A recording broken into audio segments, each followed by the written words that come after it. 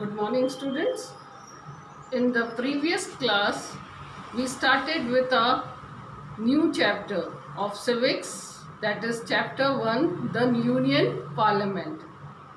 Today, we are going to continue that that chapter, the Union Parliament. Children, please make a separate copy for civics. So let's start with today's class.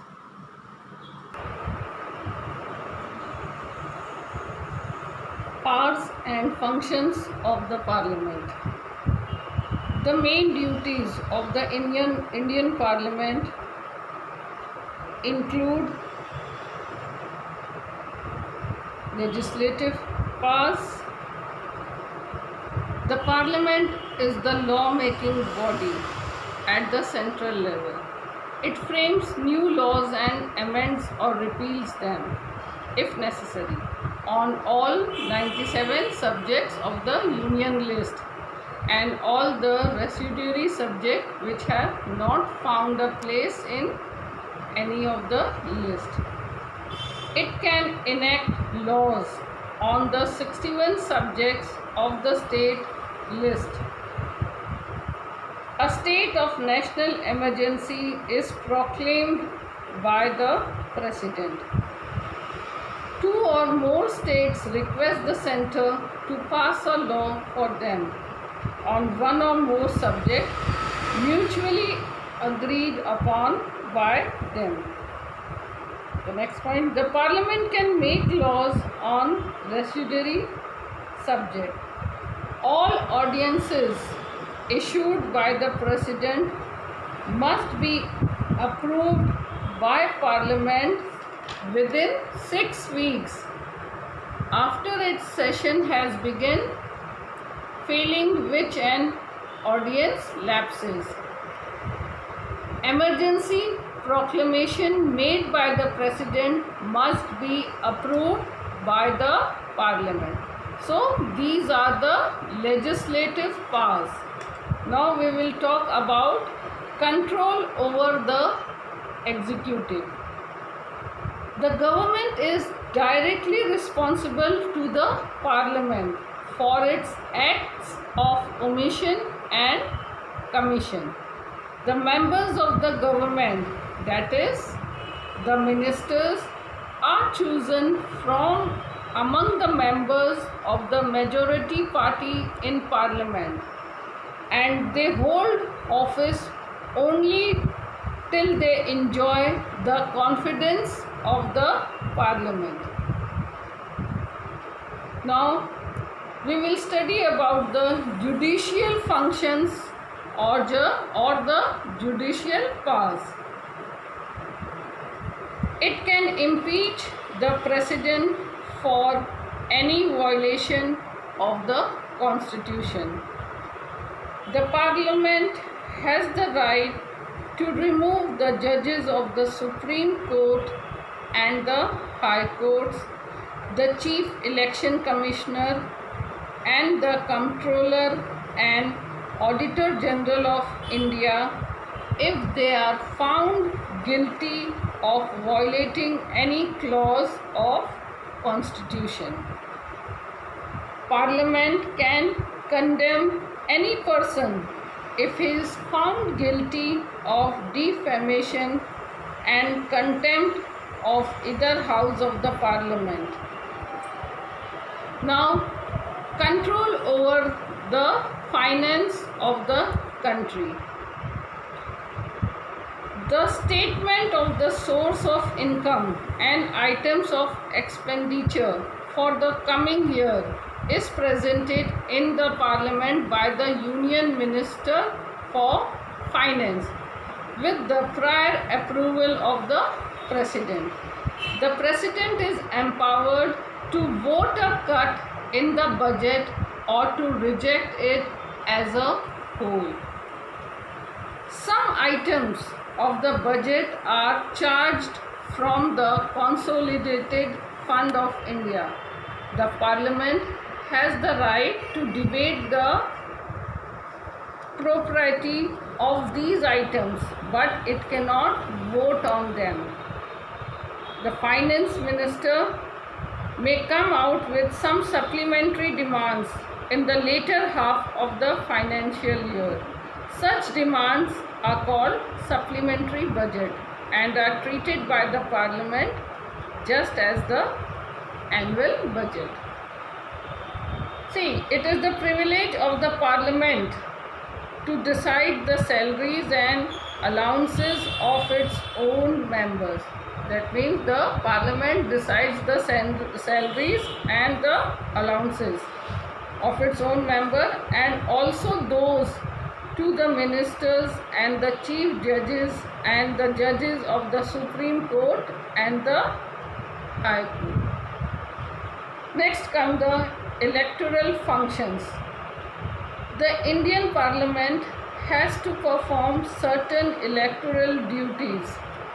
The Parliament of India, along with the Vidhan Sabha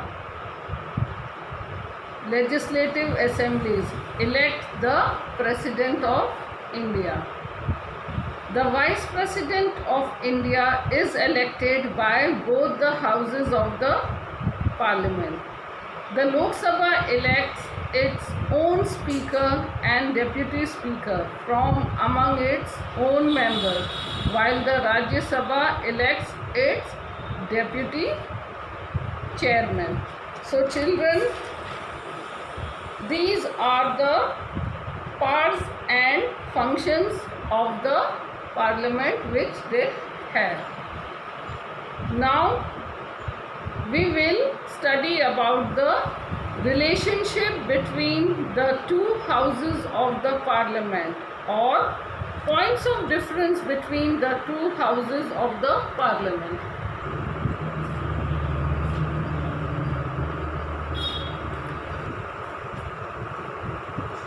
The Lok Sabha and the Rajya Sabha enjoy equal powers, but we cannot overlook the fact that the Lok Sabha represents the people and is elected by the people. On the other hand, the Rajya Sabha represents the states of Indian Union, and its members are elected indirectly by the members of the state legislative assembly. They never go to the people. In such situation, it is natural that the Lok Sabha is given a clear upper hand in almost all matters concerning the Parliament. See, difference over the legislative matters are ordinary bill and money bill. Ordinary bill. An ordinary bill can originate in either house of the Parliament and must be passed by both the houses of the Parliament before going for the President's signature. But in case of deadlock between the two houses, if there is a deadlock between the two houses over a bill, it is to be resolved in a joint session of the houses with the Speaker of the Lok Sabha in the chair.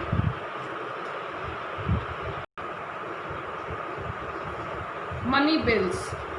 Money bill can originate only in the Lok Sabha.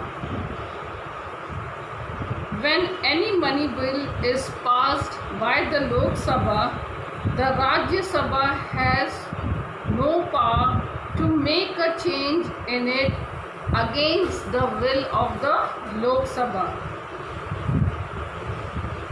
At the most, delay a money bill by sitting over it for 14 days. After the expiry of the period, the bill is supposed to be passed by the Rajya Sabha and can be sent for the President's signature. Now, control over the executive. The Council of Ministers is primarily responsible to the Lok Sabha. A vote of no confidence passed in the Rajya Sabha does not oblige the government to resign, but a similar vote passed in the Lok Sabha makes it obligatory for the government to quit.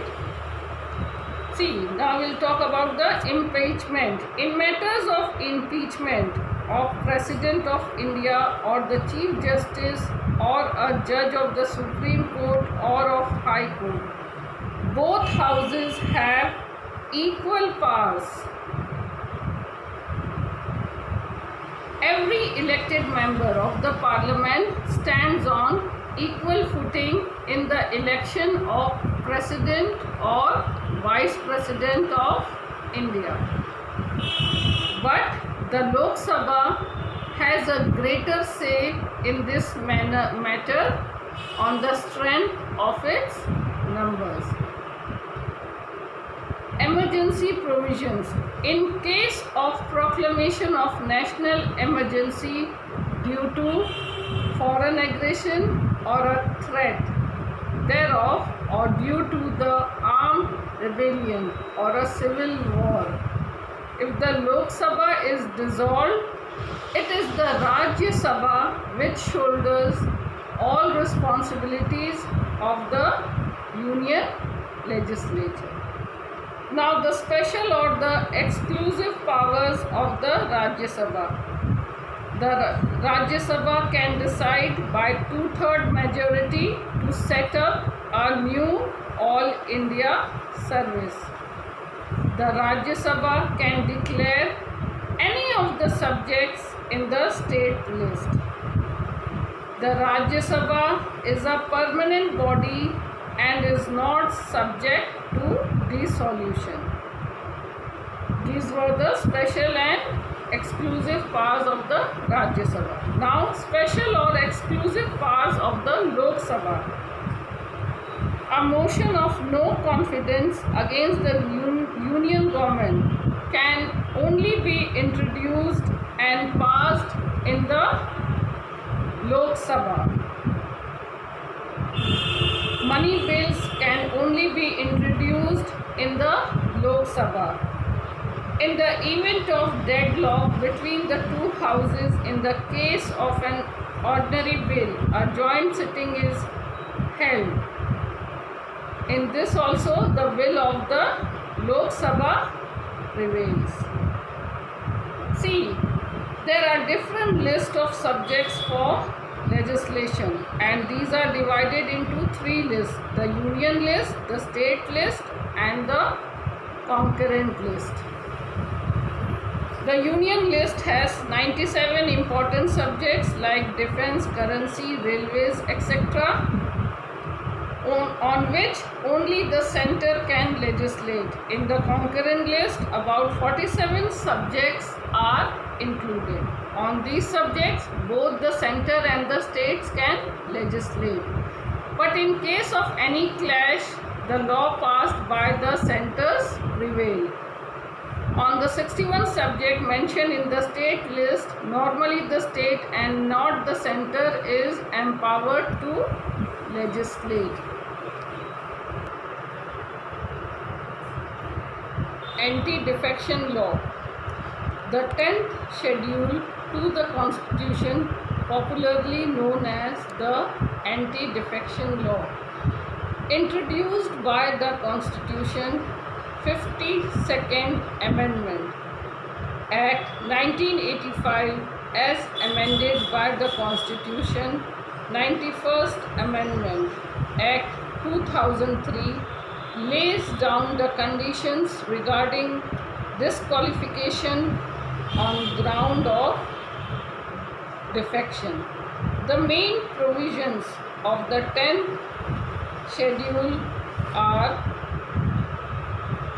an independent member of Parliament or state legislature will be disqualified if he joins any political party after his election. Provisions have been made with respect to merger of political parties. No disqualification would be incurred when a legislature party decides to merge with another party, and such decision is supported by not less than 2/3 of its members.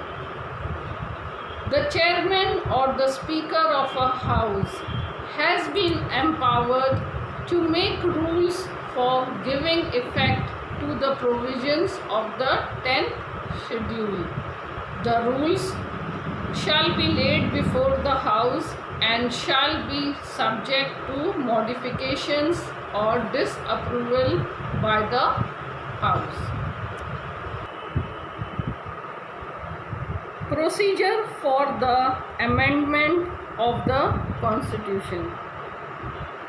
The Indian Constitution is neither very rigid nor very flexible. The procedure for amendment is neither so easy as in England nor so difficult as in the United States. A constitutional amendment must be passed by a majority of the total membership of not less than 2/3 of the members present and voting. Fundamental rights, directive principles of state policy, citizenship, the Union and its territories are the provisions which can be amended in this way. All constitutional amendments can be initiated in the Union Parliament and not in the state legislatures. Children, with this we complete our first chapter of Civics, the Union Parliament. Read the chapter, try to understand all the things. I will be sending PDF also. Write down all the question answers in your civics fair copy. There will be a separate copy register for history and civics. One register for history and other register for civics. Thank you.